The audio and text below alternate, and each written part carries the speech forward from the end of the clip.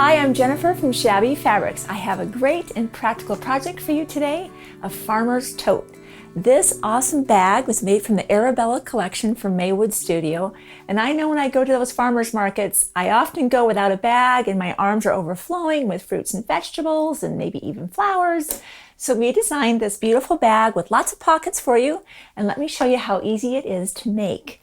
The first thing you'll need are two 8.5 by 21 inch pieces of fabric for the front and the back of your bag. That's the main portion. And we'll be using 1/2 inch seam allowances all throughout this entire project.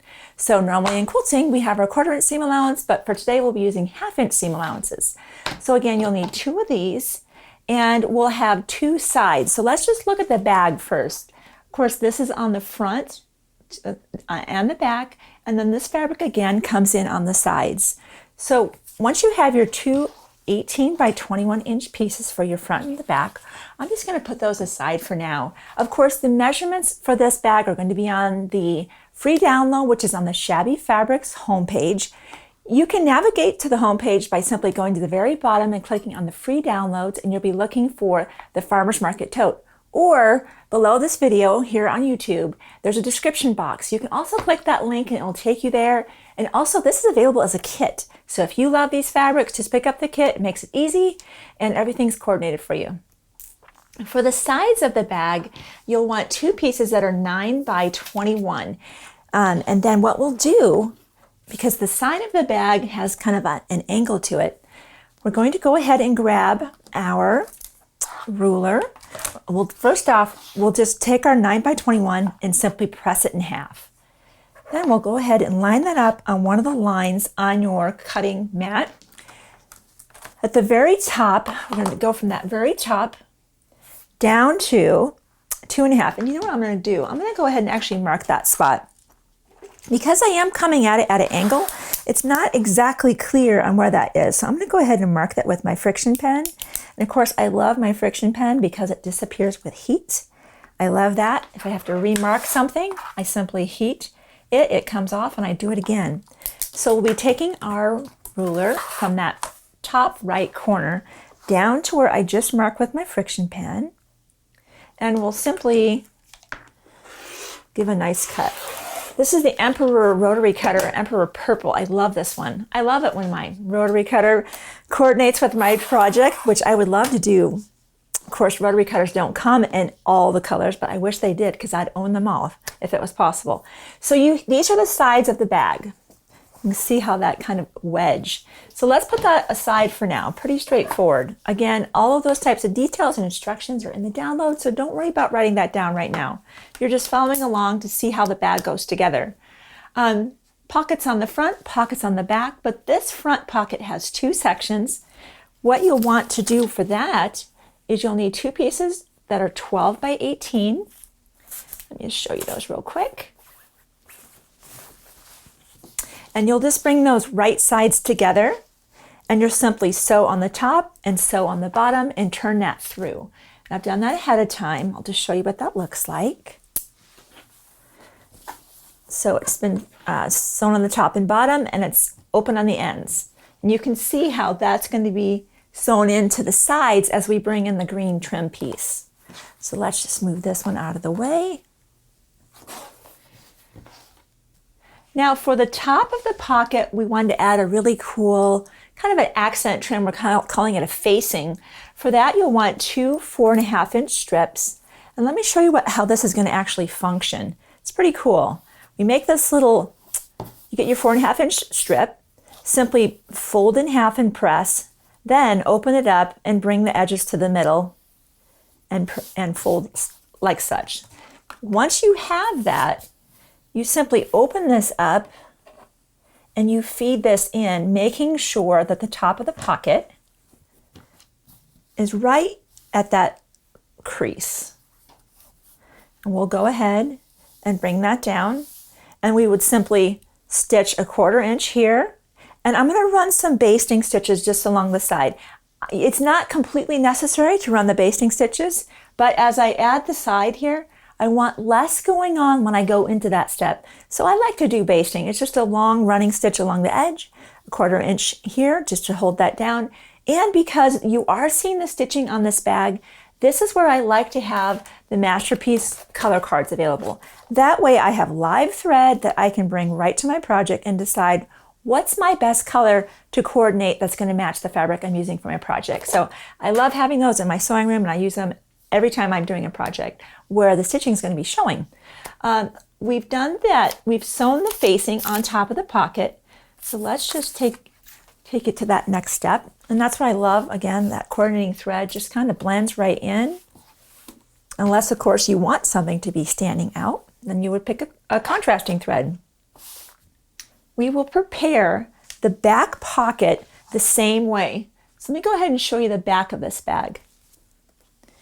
The back of the bag, we actually have 3 sections, and the pocket's a little bit smaller, but the process is exactly the same way of sewing the top and the bottom, flipping it through, and putting the facing on.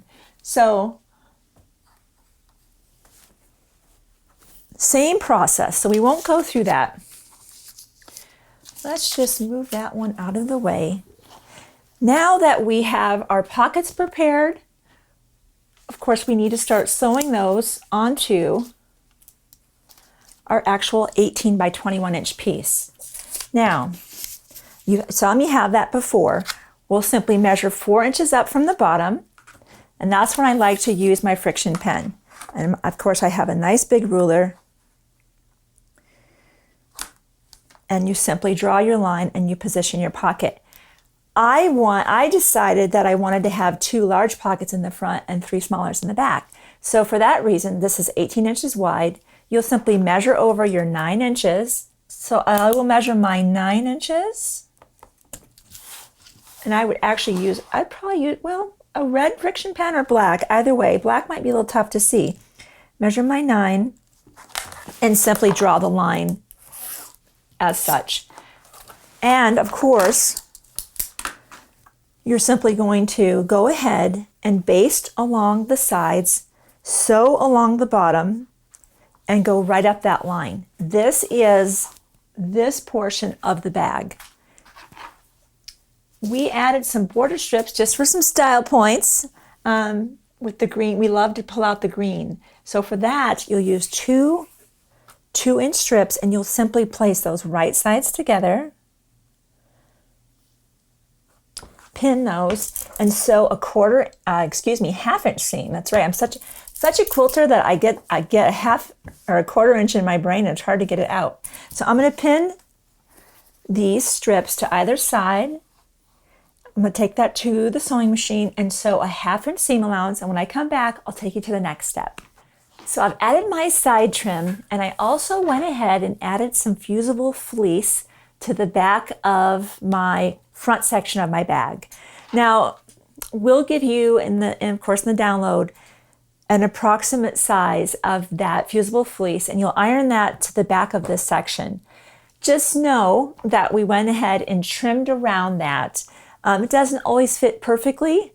Sometimes the fusible fleece can even shrink just a touch, but the main thing is, don't worry if your fusible fleece is slightly larger than your bag. Don't worry about that. Just simply trim the fusible fleece down to match your bag. Now that's the front part. I'm going to go ahead and put that aside for now. With the back of the bag, I guess I'll just call it the back. There really is no front and back, is there, of a bag like this, but visually for you, this is the front, and of course the back is back there. I just want to show you what this is going to look like. It's the same assembly. So let me just tuck this away for now. So you're seeing it's the same thing as that, with the only difference being the pocket starts 6 inches up from the bottom, and we did 3 sections, your cell phone, maybe your keys, or however you want to organize your bag. And because this is an 18-inch distance, you're going to mark at the 6 and the 12-inch. You'll draw your lines with your ruler and your friction pen so that you'll have 3 sections. Now, remember that wedge we kind of cut before? We went ahead, sewed our trim on, and then sewed those side pieces on. And again, we came in with a big piece of fusible fleece, ironed it to the back, and of course, we definitely had to trim this because we had a rectangular piece of fusible fleece, which of course was hanging out here, and we simply just put our ruler on there and just clean that edge up. So now we have the 2 the front and the back of the bag. So we will go ahead, making sure your pockets are upright. My pocket is upright. And we will pin from here to here and sew a 1/4 inch seam. And again, once that's sewn, we'll bring that over. We will line that up, pin, and sew a 1/2 inch seam allowance. And when we come back, I'm going to show you how we finish the bottom of the bag, insert the lining, and get the straps on our bag so we can get finished up and go to our farmer's market. So I've sewn the 2 halves of my bag together and I press my seams open. So the bag is, of course, open at the top, open at the bottom. And I've adjusted it so that, I want to show this to you, so that the green strips kind of stack on top of each other. That way I know my bag is nice and straight. It's not cattywampus in any way, shape, or form. I'm going to go ahead and turn the bag to the side, and I'm going to measure 3 inches across the bottom. That's where we'll be sewing the bottom of our bag. Now, sometimes the friction pen doesn't always mark as easily on the fusible fleece. If that's the case and you want to use a permanent marker, by all means do it. It certainly won't be seen, so there's no harm in using some other type of marking tool that maybe you can see a little bit more readily. Okay, I see a pretty good line right there. I will go ahead and I don't want things to shift on me right now. I'm just going to put in a couple pins. We'll take that to our sewing machine and of course sew on the line. Let's pin a couple more spots. All right, let's get some sewing going here.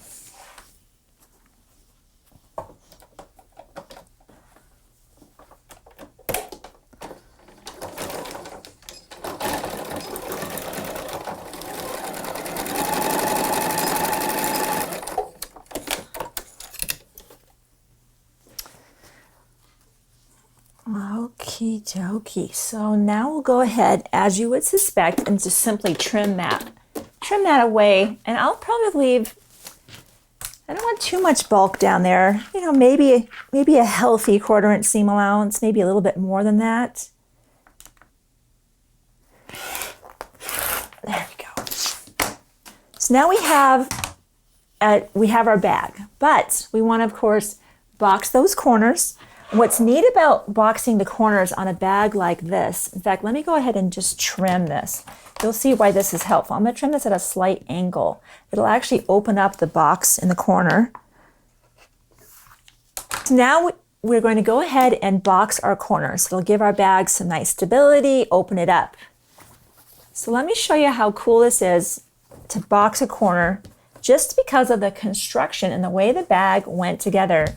You really already see where your box corner is. You don't need to measure too much. I'm just going to try to make sure that I have the equal distance. In fact, I will just take a quick measurement. I love this ruler. It's a 2.5 by 6.5 inch ruler. Just a couple bucks. I love having smaller rulers because sometimes dealing with a big ruler like this in smaller space, it just doesn't make sense. I like this Creative Grids 2.5 by 6.5 for that reason. So it looks like we're pretty evened up there. I might scoot that just slightly, and I'll put a pin. What's great about that is I'm just going to sew on that seam. Let me go ahead and mark the other one as well. We can just do this all at the same time. Show you that again so you see. You know, I'm a quilter primarily. It's kind of fun to go do a tote, do a bag. I'll put a pin in here. And let's take that to the sewing machine. It's going to be bulky, so you just know that's just how it is. We're making a bag with fusible fleece. It's going to be bulky. Sewing right on that seam.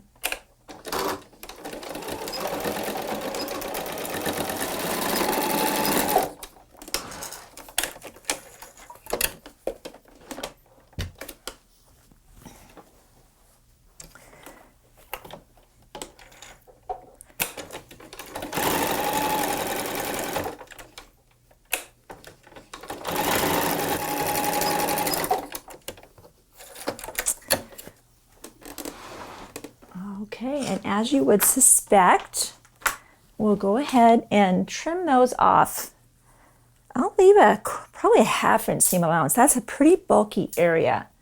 So let's just do a 1/2 inch seam on that one.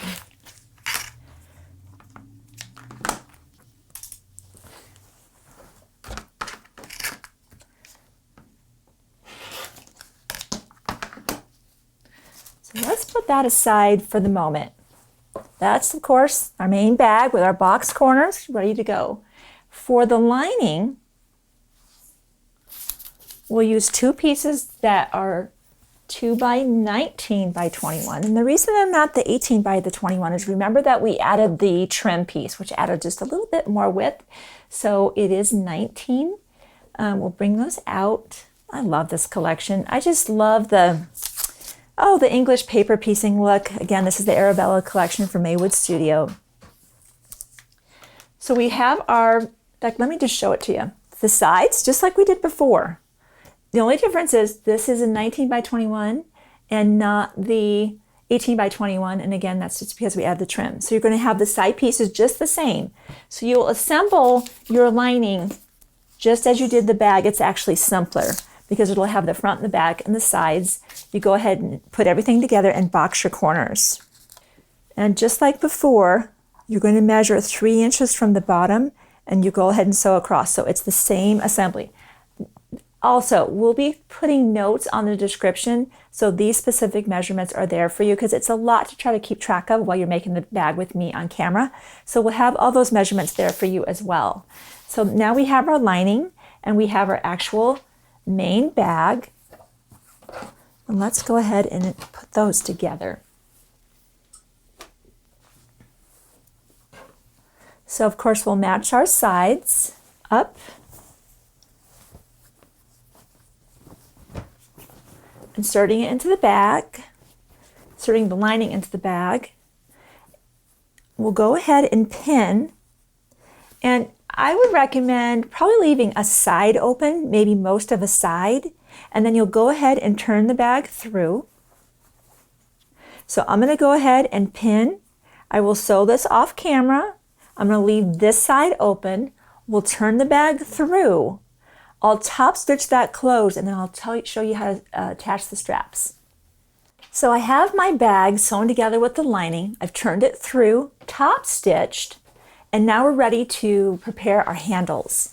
You'll need 2 strips that are 6 inches in length.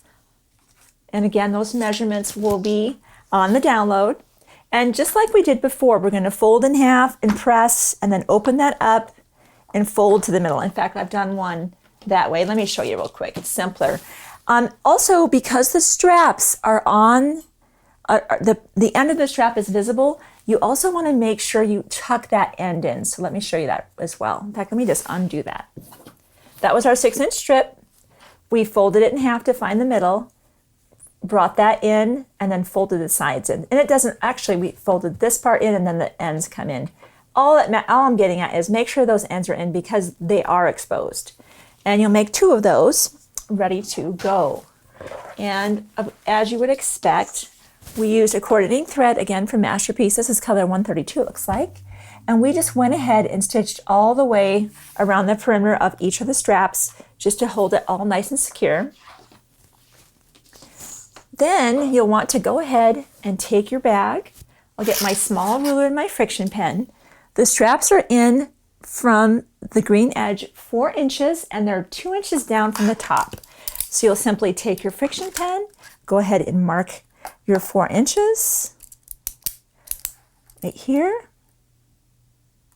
And you'll come 2 inches down. And that's basically the footprint of your strap. And you go ahead and actually, even before, here, I'll go ahead and pin this in position. But I would, of course, mark that strap. I don't know if you can tell from the bag here. In fact, let me grab that. I don't know if you can zoom in on this and just see there is a grid pattern. We went all the way around and made a rectangle and then just did a crisscross to secure the strap. And I've drawn that here with my friction pen. Let's see if we can zoom in and see that. So you'll simply, and just to save time, I won't do the sewing, but you'll simply sew in the rectangle, sew down, come across, and come back, and you'll repeat that, making sure you don't get a twist in your strap. Here, again, 4 inches over, 2 inches down, and then you repeat that for the other side of the bag until you have both straps on your bag and you're ready to go to your farmer's market. So I hope you enjoyed learning how to make this useful tote from Shabby Fabrics.